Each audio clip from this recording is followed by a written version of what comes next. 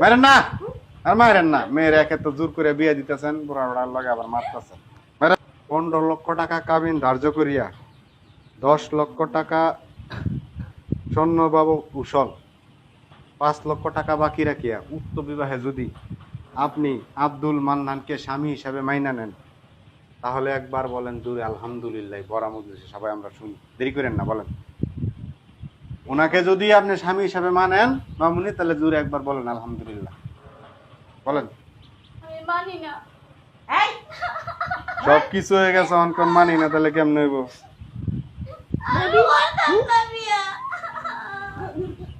মারেন না আর মারেন না, মেয়ের একে তো জোর করে বিয়ে দিতেছেন, বুড়া বুড়ার লগে আবার মারতেছেন।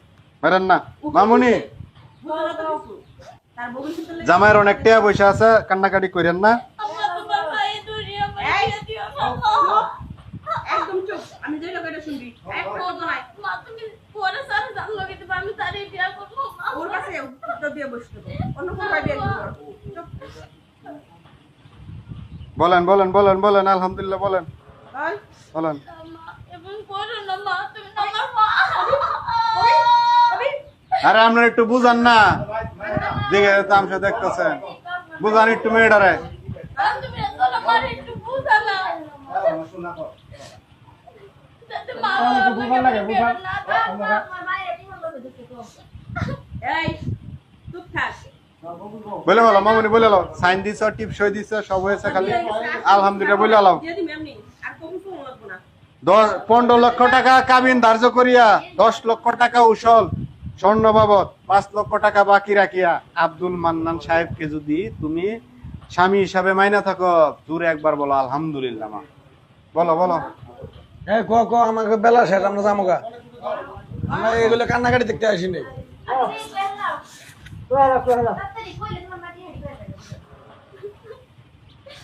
আল ফল কেউ কথা কেন না, তুমি শেষ কইরা দিলা। আল ফল কেউ কথা কেন না।